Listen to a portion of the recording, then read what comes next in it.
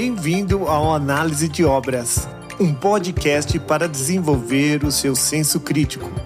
Desta vez, o tema é Sociedades Opressivas. Aprenda a refletir sobre a cultura e sobre si mesmo, através de filmes e séries de TV.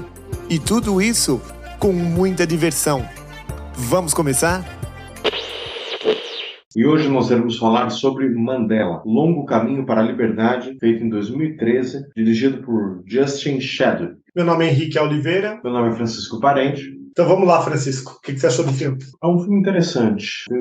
Talvez um pouco previsível. Eu imaginei que ia começar com o negócio da violência e acabar com a não violência, né? Mas eu achei um filme interessante. É um filme um pouco longo às vezes, mas eu achei que foi um filme que discute muito, né? Porque, assim, não é simplesmente contar a história do Mandela, né? É um filme que ele discute muito, assim, sobre o impacto que a barbárie tem na vida das pessoas. Como as pessoas se transformam nisso, né?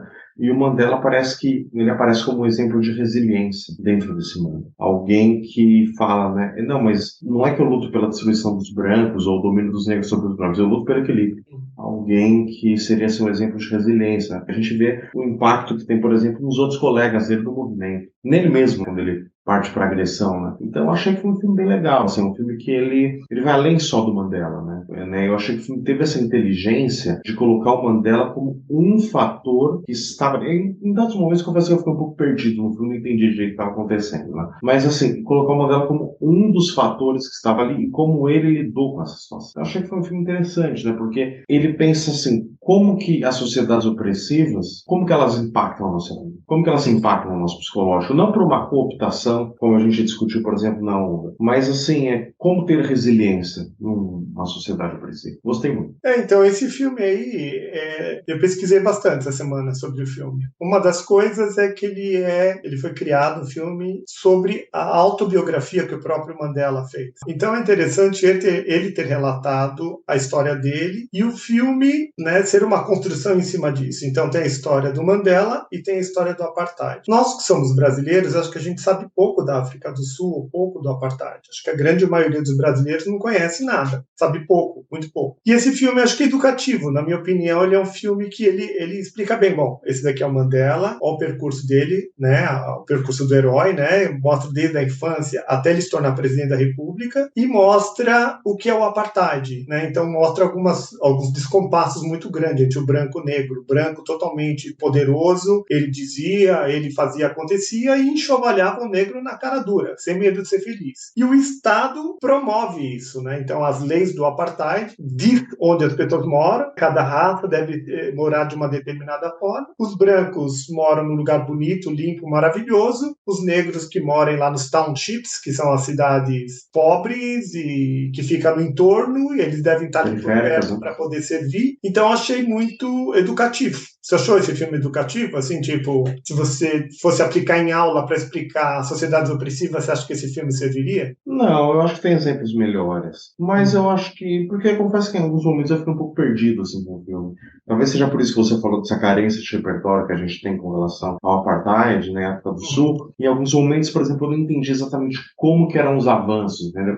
Por exemplo, no final ele virou e falou assim para os negros, não lutem, votem. Eu falei, peraí, mas eles podiam votar? Peraí, que momento que eles puderam votar, entendeu? Eu não acompanhei isso. Então, eu achei que foi um filme que, pra mim, pelo menos, eu fiquei um pouco perdido, assim, sabe? Eu acho que, com uma explicação devida por trás, eu acho que ele é bem ilustrativo. Mas, assim, eu não senti muito esse didatismo. Eu, pelo menos, fiquei meio perdido, assim. Peraí, mas ele assume a presidência e acaba com o Apartheid? Ou já tinha acabado com o Apartheid antes ele assumir a presidência? E quando os negros começam a se matar? Tem um ataque, né, dos Zulus, acho que é uma outra tribo. Tem uns nomes que eu fiquei, não, peraí, mas eu era negro contra branco, agora negro contra negro, né? Então, teve umas horas que eu fiquei meio assim, e aí a mulher dele, aí ela entra numa igreja, tem uma cruz, eu falo, peraí, mas ela é pastora?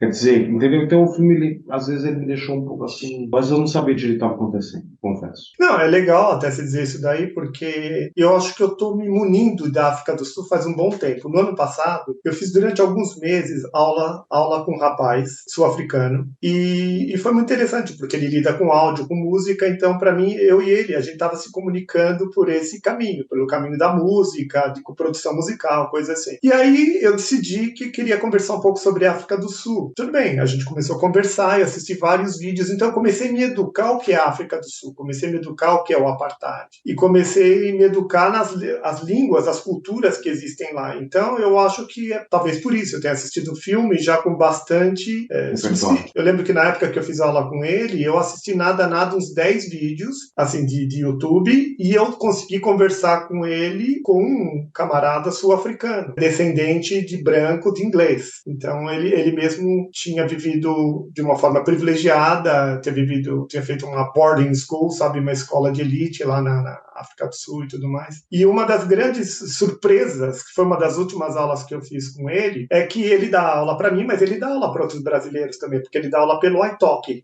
de inglês, né, e tinha outros alunos brasileiros, né, então ele sabia de Brasil, sabia do problema do Lula, do Bolsonaro, ele sabia algumas coisas, assim, né, que até surpreendia, mas uma grande surpresa foi num bate-papo nosso, ele não sabia onde é o Brasil, ele não sabia onde era o Brasil, e aí eu levei um choque, ele também levou um choque, porque ele não tinha ideia da proporção do Brasil, ele achou que a África do Sul era um país maior que o Brasil, sabe, em tamanho. Aí eu pedi para ele, na hora, enquanto a gente tá fazendo aula, para ele dar uma olhada no mapa da América do Sul para ver se ele achava o Brasil. Aí eu Ele achou? Não, aí ele ficou muito sem graça, né? Porque para ver se ele achava no mapa da América do Sul. Aí ele achou. E ele, quando ele estava procurando, ele falou assim: então, eu sei que o Brasil é do lado da Colômbia, sabe? Então, é interessante você ver como sem noção, sem ideia do entendimento de uma pessoa como ele, que é uma pessoa educada, que estudou numa escola de elite e que dava aula para brasileiro, quer dizer, ele tinha bastante subsídio, já devia saber um pouco mais,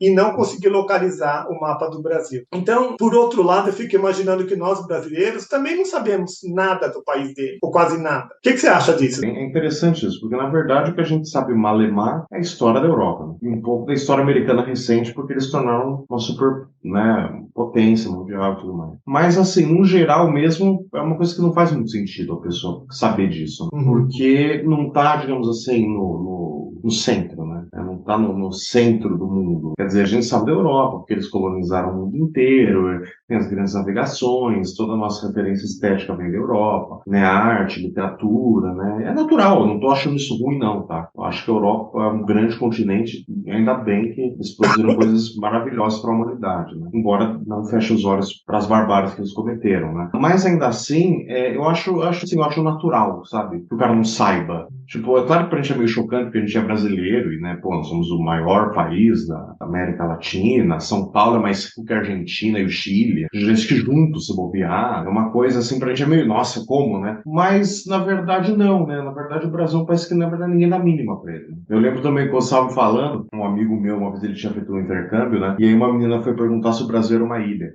Sabe, uma ilha exótica, onde tem samba, onde tem animaizinhos na rua. Mas tem muita gente que acha isso. Quando eu fui para Portugal também, uma menina me perguntou: e tem muitos animais na rua? Não um macaco, macaquinhos assim. Eu falei, não, eu só vejo no zoológico. Só quando eu vou ao zoológico eu vejo, né? E a gente fica surpresa, porque, tipo, São Paulo é uma metrópole, tipo, maior do que Portugal inteira, assim, né? E, tipo assim, só a cidade de São Paulo, não nem o estado. São Paulo, Grande São Paulo já é maior que Portugal. Então, às vezes a gente fica nesse susto, mas realmente é que nem uma vez eu estava vendo um filme para falar desse distanciamento, né? Como que a gente acaba projetando muita coisa. Como a gente chega num objeto tão desconhecido, né? E tem um filme do Pelé, que o Seu Jorge é o pai do Pelé. É um filme americano, se eu não me engano. E sabe como o Seu Jorge ensina o Pelé a jogar bola? Com manga do quintal. Com manga. Ele pega uma manga e começa a fazer embaixadinha. E aí o Pelé aprende nesse lugar exótico um jeito diferente de lidar com o peso da bola, com o domínio da bola, porque ele chuta a manga. Daí ele vê, chuta, quando a manga tá meio verde, é bom para embaixadinha. Quando ela tá mais madura, é bom para chutar pro gol, assim, umas coisas assim. E por isso que o Brasil tem uma inovação no futebol, porque ele não tá na Inglaterra. Então, tipo, o nosso ambiente tropical exótico explica. Então, eu acho que é meio por aí, assim, sabe? Eu acho que esse filme ele tem que se valer, pelo menos eu senti algumas coisas meio genéricas. Eu até ficava meio perdido. Tipo assim, a África é guerra civil. E eu nem entendia direito, mas era tipo, lembra de Hotel Ruanda? Lembro mais ou menos, é por aí. Você sente que tem isso, assim? Que às vezes eles se valem de umas generalizações pra falar, África é mais ou menos isso, sim. As pessoas começam a se matar do nada, tem guerra tribal, guerra de branco com negro, uma coisa assim meio louca. Você sentiu isso? Eu, sem dúvida, lembrei do Hotel Ruanda, mas eu acho que eu tô mais embasado. Porque essa história de ter conversado bastante, ter visto esses vídeos e debate com o sul-africano já há um ano atrás, quer dizer, esse tipo de coisa já entrou, já cozinhou um pouco aqui dentro de mim. Na época também eu pesquisei um pouco da história deles, então eu acho que para entender um pouco do que acontece na África do Sul, eu vou explicar algumas coisas que eu sei aqui, porque talvez até o ouvinte, né, o espectador, aprenda com isso. Uma das coisas é que, assim, mais ou menos em 1500, 1600, a gente ouvia que Portugal, para fazer os transportes marítimos... Conseguiu chegar na Índia? Ele tinha que chegar na Índia. Um lugar que ele chegava na Índia, ele parava no Cabo da Boa Esperança, que a gente estudou isso daí lá quando estava no primeiro grau, né? Que ele parava num lugar no sul da África lá, e era um entreposto do português. Então, ele parava numa ilha chamada Robben Island. Hoje chama assim, né? Na época só Deus sabe qual é o nome da ilha. E eles paravam lá, e tudo bem, era um posto português. Então, aquele trecho da África, que era um trecho totalmente africano, com negros e com o problema deles, com a vida deles, começou a ser um problema dos europeus. Então, o português usou esse entreposto, logo em seguida veio o holandês. O holandês assumiu esse entreposto e assumiu essa região que é a cidade do Cabo, que fica bem na ponta ali da África. Esses holandeses, em 1500 e pouco, 1600 e pouco, eles estavam chegando ali antes da descoberta do Brasil. Então, o holandês que chegou ali também é o holandês que não chegou ontem. Ele chegou em 1500 e pouco. 1600 ele estava ali. E aí, os holandeses se estabeleceram. Então, se estabeleceram os holandeses, se estabeleceram os franceses, que estavam fugindo do calvinismo, porque teve uma galera francesa que estava fugindo da Europa porque eles se tornaram calvinistas. Num país que é altamente católico, eles precisavam fugir dali. Então, vários franceses foram para lá, para a África do Sul. E vários alemães. Então, o que aconteceu? Ficou uma colonização branca num país negro. Só que um país branco falando holandês. Então, a língua principal dos brancos nessa região é um holandês. Então é interessante que esse povo que é francês, com holandês, com o alemão, se estabeleceu ali, em 1600. Como o Brasil começou a se estabelecer a partir de 1600, 1500 e pouco, 1600. E aí, eles, por ter o domínio militar, etc e tal, eles simplesmente foram dominando os povos negros que habitavam lá na região. E lá, os negros não eram um ou dois. Tinha trocentas tribos. E elas não eram amigas entre elas. Elas eram inimigas. E aí chega o camarada externo, esse holandês, e começa a dominar toda a região. E instituiu a língua deles, empurrando goela abaixo. Só que o que acontece? O povo local continuou falando a língua deles e eles meio que fizeram meio termo. Só que nesse meio termo, 93% das terras era dos brancos. E a grande maioria da população ficou com 7% da terra. Agora imagina, uma multidão de pessoas, uma galera colossal em 7% da terra. E 93% dominado pelos brancos. Isso me fez lembrar daquela cena que o Mandela é chamado para conversar, né, com os poderosos, né? Eles viram e falam, olha, é o seguinte, não tem como você ganhar essa guerra. Porque a gente tem a força estatal, a gente tem o exército, a gente tem arma. Aí o Mandela vira e fala, bom, eu tenho 30 milhões de pessoas. Tá, por um lado, realmente, tem a força da dominação, mas por outro, é um mundaréu de gente que não acaba mais. Quer dizer, eles podem até apanhar e morrer muito, mas eles nunca vão baixar a guarda, né? Porque eles sabem que eles podem desgastar o poder até, né, conseguir, né, o que eles querem. Sim e não, né? Porque eu acho que, inclusive, nessa dominação que aconteceu em 1600, o branco que vem com as armas, com poder militar, etc e tal, que nem Operação Torniquete, foi colocando eles nos guetos, nos cantos do país, 7% só dos espaços para eles, e foi dominando militarmente. Então, eles vêm de um processo de subserviência. E aí, conforme vai passando as décadas, os séculos, eles vão ficando meio tapadinhos. Não adianta brigar, a gente não tem poder de fogo. Então, mas o que é louco, né, é que assim, no começo não tinha essa ideia de negro. Para os europeus tinham, mas para eles eram tribos. Então tem uma tribo aqui, tem uma tribo aqui. Não é a ideia dessa união, que foi aquele símbolo que o Mandela fica falando, né? Eu, você, tal, nós somos mas juntos, que é o símbolo do movimento negro. Então talvez seja também esse despertar de uma consciência, de uma universalidade do que é ser negro. E a necessidade de você se juntar contra esse poder. Os europeus conseguiram dominar muito fácil porque não tinha uma articulação. Porque os europeus falaram, olha, é o seguinte, você é belga, eu sou inglês, o outro é alemão, o outro é francês, o outro é holandês, o outro e tal. Vamos se juntar e repartir esse negócio. As tribos não tinham essa. Meu amigo, você é de uma tribo, eu sou de outra.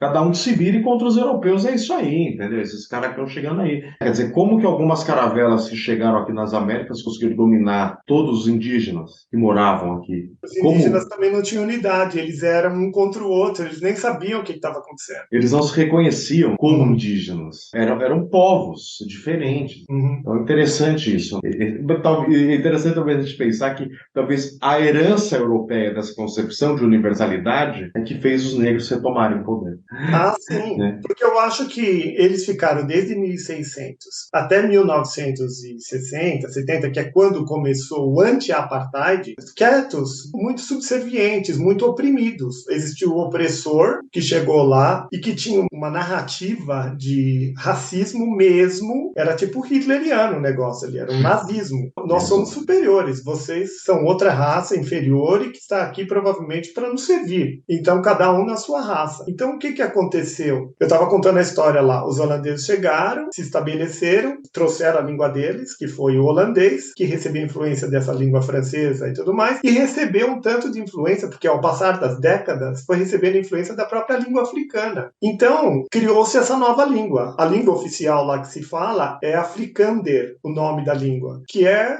o holandês modificado pela língua africana. Mas é 95% holandês. Então, se um holandês chegar na África do Sul, ele conversa normalmente. É que nem falar um dialeto do português. Mas só que aconteceu o seguinte também, depois de o holandês já estava estabelecido, chegaram os ingleses. Aí os ingleses guerrearam contra o holandês que estava ali e tomaram o poder. Mas tomaram o poder meio que dividindo o poder com os brancos. Então ficou o inglês, o holandês sendo os brancos, mas meio que um de olho no outro. Porque o holandês ainda tinha essa coisa muito de nazista, muito de purista. E o inglês já mais ou menos, estava no Império Inglês. Por isso que também tem um monte de indiano lá, porque como no Império Inglês, o indiano era objetos que podiam ser mudados, né? Então vários indianos foram importados para a África do Sul. Gandhi, né? Que a gente viu também. Que a gente assistiu. A história de Gandhi é anterior a isso, é mais ou menos no início de 1905, 1902, por aí. Então ela é antes dessa história do apartheid, porque embora existisse uma segregação colossal ali no país, já desde sempre, a palavra apartheid começou em 1948. É curioso, porque ela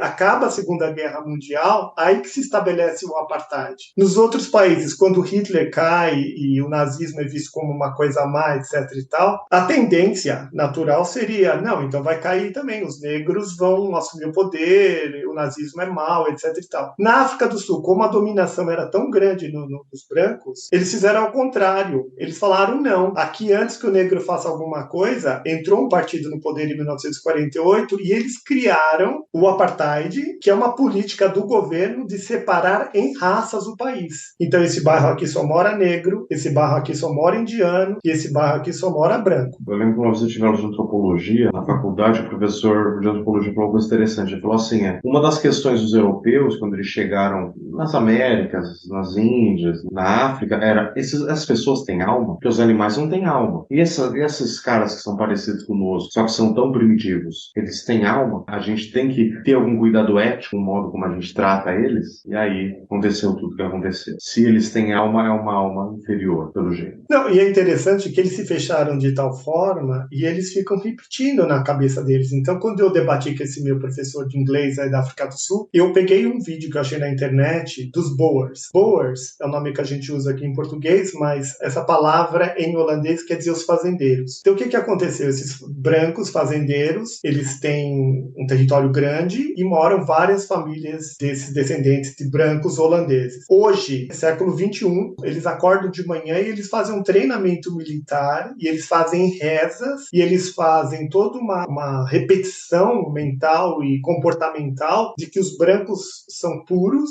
eles precisam lutar pela casa, o direito e a propriedade deles, e os negros são maus. Então, mesmo passando pelo apartheid, pelo Mandela e tudo mais, ainda tem núcleos grandes na África do Sul acordando de manhã cedo e fazendo treino militar com jovens de 14, 16, 18 anos para cuidar da fazenda. E dentro da fazenda não entra negro. E se entrar negro, eles metem bala. E eles são treinados desde a infância como num treinamento de nazismo, alguma coisa coisa assim. Ah, claro, a raça humana sempre foi uma coisa meio perdida, meio tosca mesmo, né? Não duvido. O maior partido nazista fora da Alemanha foi aqui no Brasil, aqui no Sul, né? Foi faz acho que uns 10 anos, até em torno disso. Eles prenderam dirigentes de um partido nazista clandestino que tinha todo um plano de tomar o poder, de dar um golpe. Então, assim, e estava no Rio Grande do Sul, né? Que é, aí sim, né, um lugar que tem uma predominância de alemães, holandeses, né? Uma predominância mais branca ali, né? Eu acho que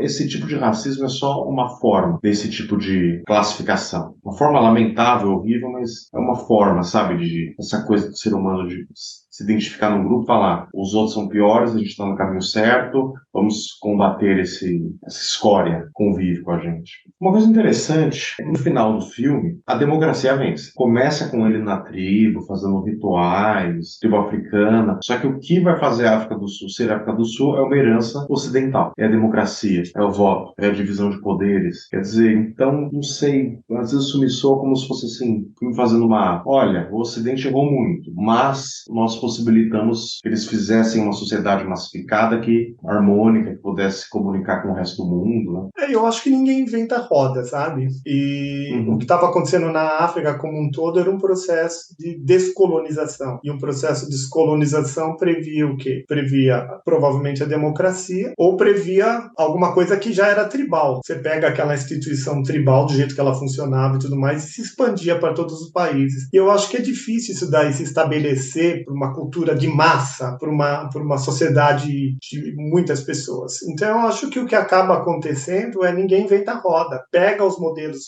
pré-prontos e estabelecem, né? Porque que ideia você imagina que fosse mais orgânica, mais natural? Se estabelecer o sistema tribal, por exemplo, do sistema Zulu ou dos Xhosas na própria África do Sul? Não, mas aí que tá. Eu acho que tipo, é uma impossibilidade daquela região ser uma África democrática como a gente conhece hoje. Pela mentalidade que eles tinham lá, uma mentalidade tribal, provavelmente violenta, provavelmente eles não conseguiriam fazer esse movimento. Parece que assim, que esse resultado final foi um movimento de você acolher aquilo que o Ocidente tem a oferecer, mas trazer elementos da cultura africana e aí você adapta para aquele contexto. Assim, sabe? Eu tenho dúvidas se eles teriam capacidade de organizar uma sociedade como essa de um modo pacífico, né? Como a gente conhece, né? Sabe? Então, porque eu acho que eleições e tudo mais. Uma coisa inédita, que foi essa pacificidade, porque a tendência que é, a gente já falou disso, né, do Paulo Freire, a gente repetiu isso algumas vezes, a questão do oprimido é se tornar o opressor. Uma das divisões que esse filme mostra é que a esposa dele, quando ela foi presa, ela sai da cadeia e ela fala: agora eu era uma criança, mas agora eu tô sabendo das coisas e eu vou mostrar quem sou eu e como eu penso e como as coisas vão se dar. Aí o que acontece? Ela queria guerra, ela queria sangue. O oprimido queria se tornar o opressor. Ela foi oprimida. A sociedade que ela olha dela, dos negros, foi oprimida há séculos. Agora nós vamos queimar e matar todos esses brancos. Inclusive na vida real. E os negros que colaboram. E os negros que colaboram com o branco, nós vamos matar tudo. Toda essa sujeira que tem na nossa sociedade, nós vamos limpar agora. Mas nós não vamos limpar fazendo acordos ou tentando compreender, nada de nada. O oprimido quer se tornar o opressor. Então agora nós vamos fazer o que eles falam no filme, do necklacing. Necklacing, eu até pesquisei, não é exatamente o que fez que a gente viu na Tropa de Elite, de colocar a pessoa com um monte de pneu, tocar fogo e jogar a pessoa ribanceira abaixo. O necklacing é uma prática que eles usaram muitas vezes na África do Sul, que é embebedar um pneu só e enfiar no pescoço da pessoa e tacar fogo no pneu. Aí a pessoa morria queimada, sufocada. Mas era uma prática que, inclusive, a Vini, na vida real, não mostra isso no filme, mas na vida real, ela falou em comício público que era isso que era para fazer. Então, aí eu acho que aí a gente volta àquela coisa da resiliência, né, diante dessa opressão. Quer dizer, o Mandela foi um cara que ele achou um diálogo que ele falou: olha, africano todos somos, precisamos de um meio termo, precisamos respeitar os brancos e sermos respeitados. É o que qualquer país, né, de um Estado democrático de direito é assim. A esposa dele falou: não, peraí, eles prenderam meu marido, eles me prenderam, deixaram minhas filhas sozinhas, me torturaram. Não tem negociação. Então é interessante que o Mandela, ele consegue achar num meio termo, numa paz sim, um caminho. Ela acha no ódio. Quer dizer, então como que eu vou seguir? Isso é uma estratégia psicologicamente que eu tô falando, né? Psicologicamente, como que eu vou seguir isso? Como que eu vou seguir minha vida? Retrucando. Eu não vou perdoar. Porque o que Né? acontece no Hotel Ruanda, que a gente já falou como isso, o que, que é? O oprimido fala, agora não, eu vou te matar. Porque imagina se Mandela sai, porque você viu quando ele vai dar primeiro discurso público lá, que ele traz uma cartinha que as pessoas falam, não fala de paz, nos dê armas, nos dê... O povo, uma grande maioria, uma grande galera ali, queria guerra mesmo. Vamos matar essa galera. E ele conseguiu, com uma inteligência emocional enorme, por isso que ele é considerado um grande líder, ele ganhou o Prêmio Nobel da Paz, né? Porque ele conseguiu sair de 27 anos de prisão, mais a tortura da família dele, e mais todo o problema que ele viveu antes e depois, e conseguir ir para uma televisão e falar, não, guerra não. Matar o outro na facada, ou matar o outro tocando pneu no pescoço e tocando fogo, não. Nós vamos ter paz e espere nas suas casas em paz e vamos tentar por meio de uma eleição. Quando Mandela é libertado, eles conseguem fazer uma mudança na legislação e diz, pelo menos no papel, que os brancos são iguais aos negros, que é já uma revolução total na forma de raciocínio e na forma de se portar. Só que isso daí só aconteceu no papel. No dia a dia, na prática, continuou existindo banheiro para branco, banheiro para negro, a escola de branco, a escola de negro, a calçada de branco, a calçada de negro. Quando Mandela pediu para o pessoal esperar, o pessoal esperou. E depois de 4 anos, na eleição, ele foi eleito presidente e ele entrou no poder. Aí que ele começou a articular e mexer na estrutura de poder. Porque até então ninguém queria mudar nada. Mas graças à fala dele, não foi um quebra-quebra desgraçado. Se ele tivesse ido para essa televisão, ele que era grande mártir, ícone da situação, imagina se ele fosse para a televisão e falava assim, galera, mata todos os brancos. Mata tudo. O branco que aparecer na tua frente, você mata. Ele não ia resolver a situação. Ia ficar naquele mais do mesmo. Né? É interessante isso, né? Porque eu acho que também, quando ele toma a decisão de... Porque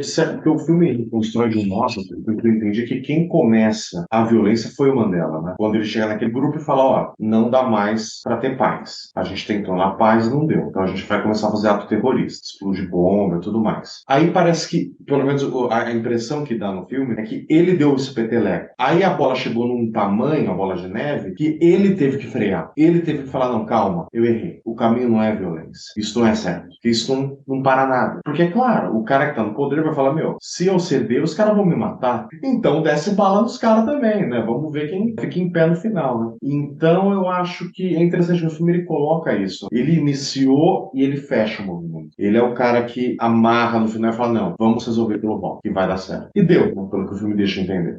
Mas do jeito que você falou também, eu vejo o que você está dizendo, mas eu não concordo exatamente assim, porque eu não acho que ele entendeu que, eu errei lá atrás. Uhum. Se não começasse por um processo de oposição, de insurgência, de queima-queima, quebra-quebra, o outro não dialogaria com ele. O branco só foi buscar ele lá para conversa dentro da prisão e negociar a saída dele, etc e tal, porque a coisa estava ficando impossível para eles, para os brancos. Não é que o Mandela, eu errei, não. Aquilo lá foi necessário. Se não tivesse insurgência, briga, queima-queima, quebra-quebra, o outro não vem para o diálogo. Eles começaram a ficar, eles como sendo uma porcentagem pequena da população, eles são detentores dos poderes, mas eles são uma porcentagem pequena da população. Eles começaram a se sentir estrangulados dentro da própria sociedade. Então agora vamos lá chamar o cara, né, que é o líder deles, e vamos tentar negociar. Aí o interessante é que na negociação ele soube negociar e ele soube ter essa inteligência emocional. Isso daí é uma espécie de inteligência emocional. De não vamos quebrar tudo, não vou mandar os negros simplesmente agora pegar e fuzilar vocês.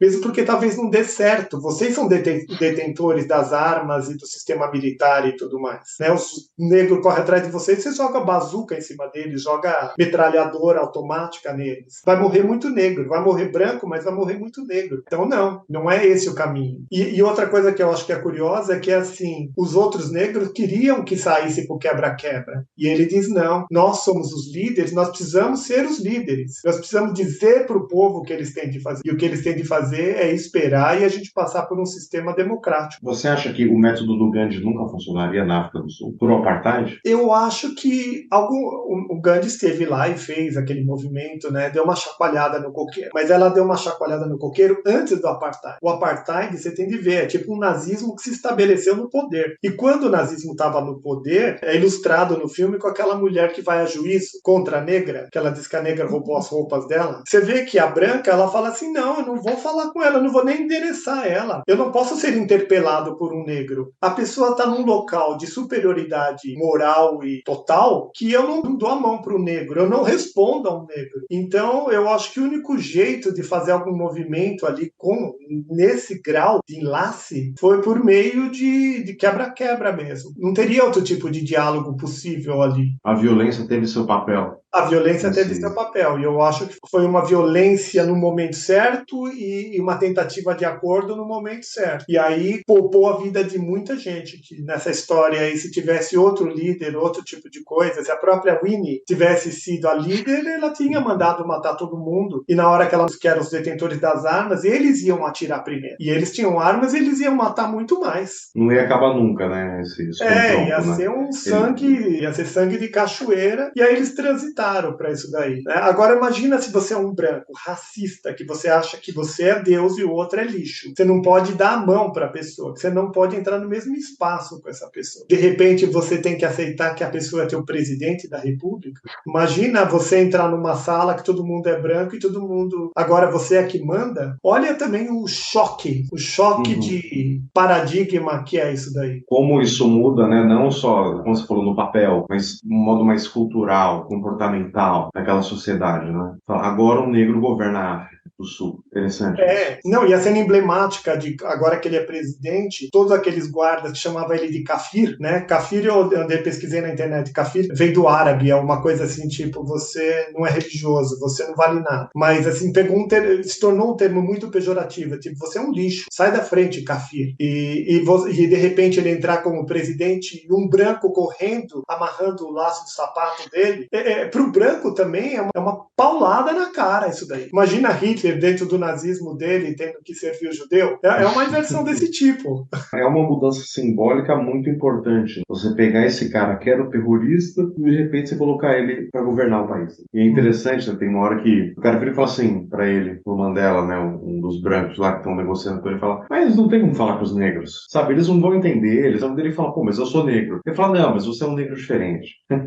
Né? E aí mostrar que não, né? Que na verdade ele é um negro comum, ele é só um cara que acredita na paz, entendeu? E na unificação da África. Então eu acho que é importante esse simbolismo, né, na nossa sociedade. Né? Eu não acho que ele é um negro comum, eu acho que ele conseguiu... Então, claro, ele é uma pessoa extraordinária. Muito, né? muito. Ele representa olha, eu sou negro e tal, e tô aqui, fui um bom presidente, sabe, governei bem, entendeu? Mas sim, como pessoa, eu concordo, ele é extraordinário. Né? Se dependesse dos outros, né, ia ter fogo no pneu na cabeça. Até hoje estava queimando lá. Agora, o que eu acho interessante também, o que eu conversei com esse rapaz sul-africano bastante, depois que o negro entrou no poder, o primeiro mandato foi do Mandela. Ele ficou acho que 5 anos ou 4 anos, acho que foram 5 anos. Depois foi sucedido sempre por negro, porque a grande população é negra. Então o negro não vai votar nunca mais no branco, eles vão votar no negro. Então perpetua atualmente o negro. Então até hoje o presidente da República da África do Sul é negro. Só que você tem de ver que com esses várias tribos que existiam ali, dentre os próprios negros existem muita diferença. E outra coisa, quem nunca teve poder, a hora que aparece poder, o que acontece? Vira uma criança numa loja de doce, dá um desvario, dá uma loucura. Então o que está acontecendo nos últimos anos, 10 anos, 15 anos, 20 anos, é que depois de Mandela, os outros negros que continuam no poder e colocando suas famílias e colocando seus primos, vizinhos e seus interesses mesmo alocados no sistema de poder, o branco está ficando cada vez mais acuado, com pouco espaço e muita corrupção, porque a oportunidade de quem nunca teve dinheiro de pegar dinheiro é aquela gula, aquela coisa absurda. Então o que acontece? O sistema democrático não é tão democrático assim, e agora o equilíbrio de poder virou de lado e o outro está desvairado lá. Eu acho interessante isso. Eu ia te perguntar sobre essa continuidade, né? Porque eu acho que uma vez você tinha comentado comigo, não sei se você comentou, que parece que agora estava rolando tipo, quase que um apartheid ao contrário, assim. Os negros é que queriam jogar os brancos de escanteio. Daí a dominação, de fato, começa a retornar àquela primeira coisa, né? O oprimido querendo se tornar o opressor. Aos poucos, quando você vai ver, você fala, peraí, mas tem brancos na África do Sul. Por que nenhum mais presidente branco foi eleito? Quer dizer, se todos eles são hiper-racistas e do mal, por que aquele cara que sucedeu o Mandela foi um cara que promoveu mudanças importantes e era um branco? Entendeu? Então é interessante pensar isso. E o pêndulo mudando de lado, estava de lado, agora simplesmente foi para o outro e agora não quer voltar? Travou? É aquela coisa, o grupo que se reconhece no poder, se reconhece o que é a identidade dele, agora o outro a gente bate, o outro a gente oprime. O professor aí, ele falou que a família dele está há alguns anos, eles vivem bem ainda, eles vivem em boas condições, pelo que eu entendi. Mas eles pensam em ir para outros países, já que eles são de cultura inglesa, falam inglês, etc e tal, eles pensam muito que tal ir para a Austrália, que tal ir para Nova Zelândia, sabe? Então fica passando no fundo da mente deles a possibilidade de se apertar demais o torniquete aqui, tem que espirrar daqui. E é ruim, porque eles também não chegaram ontem, eles são da terra, eles estão lá há séculos, é o país deles, mas de repente... É a cultura deles, né? Eu acho que entender assim, o poder é uma visão mais madura, né? Do que entender de modo maniqueísta. Né? Eu acho que essa é uma das virtudes do filme, né? Ele entende falando, olha, o outro lado, o lado oprimido, também quer vir acabar com tudo, né? Eles não ficam só apanhando, né? Eles querem, na verdade, a vingança, a inversão, o pêndulo, trazer o pêndulo do poder para si. Bom, vamos para as notas, Francisco? Então vamos lá, o que você achou do roteiro desse filme? Gostei do roteiro, mas eu fiquei meio confuso com algumas coisas. Eu dou nota 7. Porque também no começo, a primeira meia hora, ele casando com a primeira esposa, achei meio arrastado. Sabe? Eu entrei no filme depois de meia hora, assim, consegui entrar mesmo na trama. Então eu dou nota 7. Eu também dou pro roteiro, eu dou nota 7. Porque primeiro é um filme linear, não é aqueles filmes que faz grandes acrobacias. E dentro da linearidade dele, a primeira meia hora é dose, né? É duro de aguentar. Depois o filme entra no ritmo e vai, né? E explica. Eu acho que o filme é altamente didático. Eu acho que, embora seja confuso para quem não tem os outros elementos, ele é o filme que melhor explica quem é Mandela e quem é o apartheid. Eu não vi nenhum outro filme explicando melhor, na minha opinião. Eu, se fosse professor, eu certamente, se fosse explicar apartheid e Mandela, eu usaria esse filme. Então, dou 7 no roteiro. O que você achou? Que ele fala de sociedades opressivas? Fala e fala de um modo muito interessante. Sem ser maniqueísta, ele fala da resiliência. Então, acho que ele fala... Ele tem mérito aí. Ele não é só fala da opressão, ele fala do impacto da opressão do sujeito. Então eu dou nota 9. Nota alta. Não, porque a gente tem falado de filmes que falam de opressão. Esse daqui pega uma história real, não é uma ficção. Não é que nem o V de Vingança ou Hunger Games, que é uma ficção. Esse filme é real. Quando é real, acho que tem mais peso, não tem? Sim, tem mais peso. Eu concordo com você. Eu acho que, assim, a gente tem que lidar com alguns eventos em cadeia e tentar fazer uma ligação coesa entre eles, né? Quanto que a ficção pura, ela pode cair numa coisa meio devaneio, assim, meio sem sentido. Tipo um V de Vingança. Eu acho que esse filme, pra mim, ele é muito instrutivo. E eu acho que ele fala totalmente de opressão. Eu dou, na verdade, 9,5 pra esse filme de sociedades opressivas. E qual que é o último item? Se ele te fez pensar? Ele me fez pensar, sim. Inclusive, eu tô pensando até agora. Te fez pensar? Fez. Foi sim. Foi um filme legal. Eu dou nota 7 para isso. Já me fez pensar. Mas é aquela coisa, às vezes eu não sei se sou eu que estou extraindo mais suco do que tem na fruta, né? Então eu dou 7. Mas eu achei o filme legal. Dá para gerar uns debates interessantes. Não, eu dou nota 9. Me fez pensar bastante e eu tô agora num processo novo. Eu me faço várias perguntas sobre o filme antes de vir debater com você, para ver se eu consigo expressar o que eu tô entendendo sobre o filme. Então, eu vi que tinha bastante coisa no filme que eu não tinha entendido. Esse filme ele não é fácil de entender também. Principalmente essa primeira meia hora, 40 minutos, ele cansa. Então, depois que eu revi o filme, eu falei, nossa, esse filme entrega bastante coisa, porque são 2 horas e 20 também de filme, é muito filme, né? E mesmo assim, você fica com aquela sensação, peraí, não entendi ainda, não podia explicar mais. Aí ia ser mais pesado ainda, né? Eu senti isso. Em alguns momentos faltou, assim, um didatismo maior. Não, eu quero atacar muitas frentes, né? Ele conta a história inteira de Nelson Mandela, desde criança até tornar presidente, e ele fala sobre o apartheid tentando dar exemplos e tudo mais. É muita coisa para um... Sim, para um filme. Esse foi mais um episódio do Análise de Obras. Lembre-se de conferir nossas publicações no YouTube. E mais do que tudo, reflita sobre o que ouviu aqui e aprimore o seu senso crítico. Curta o canal e mantenha seu autoconhecimento como sua maior prioridade. Grande abraço, até a próxima!